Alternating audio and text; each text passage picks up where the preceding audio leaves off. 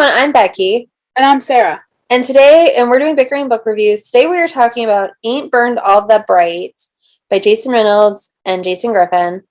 And we're having a quandary about this book because it's beautiful. It is a poem that is about the impact of what's going in the world today, about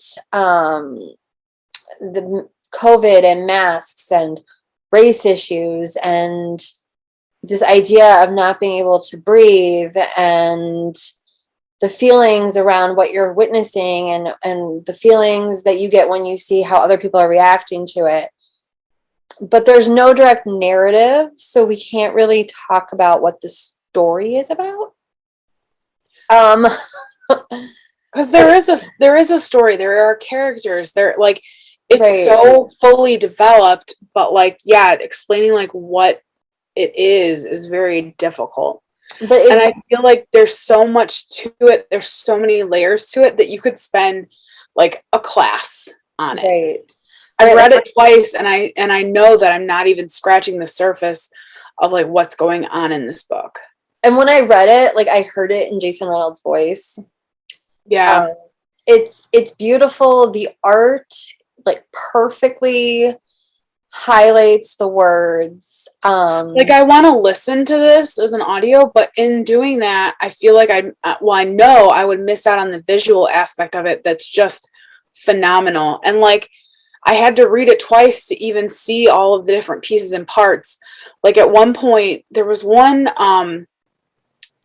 page that said between the lines, but it was sideways and you couldn't really tell it. And then I'm switching the book around and I'm like, what is going on? And then I see that it says between. And I'm like, oh my gosh, this is phenomenal. It's just, and it's gorgeous. Well, and they are those just the placement of the words are so impactful.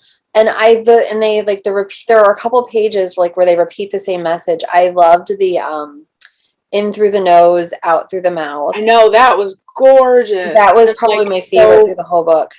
And it really kind of makes you stop and breathe in and out. Right. And you're looking at it, and you're looking at the art, and you're looking at the way the words are placed, and it's visceral. And so you have, I mean, I'm assuming that, I think I read that Jason Reynolds did the word and Jason Griffin did the art, and they did perfectly. They had to have been in the same room to do this. It was so perfectly done. But just Jason Reynolds' words were so impactful. And then the art just elevated the words. Right. And it's not illustrations, it is art. And even though I do feel illustrations are often art, but this is this whole thing is art. You could take any page and put it in a gallery. Yeah. I think if this doesn't make award season next year, not this coming year, but next year, because that's when it'll be 2023. I think that it would be a disservice not to include this in award season. Well, and it's interesting because I've seen different people online talking about where do you catalog it? Because it's not a graphic novel. No. And I would think it probably would go in poetry, but it would get lost in poetry. But it's not fiction. Yeah. But it is. It's a special book. It's a special book that just requires you to look deeper. Right. And I feel like you have to read it 2 or 3. I've read it twice. I need to read it a couple more times to see everything. And it's quick. It's 300 pages or 200 pages. Oh, but it flows. Shorter than that. They also did that beautiful thing where sometimes you just have a blank page or there's no words, but it adds so much to the message.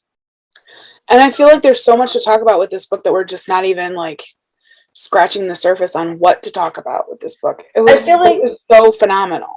To properly talk about the book, you would literally have, and I don't have the book, I got an eARC.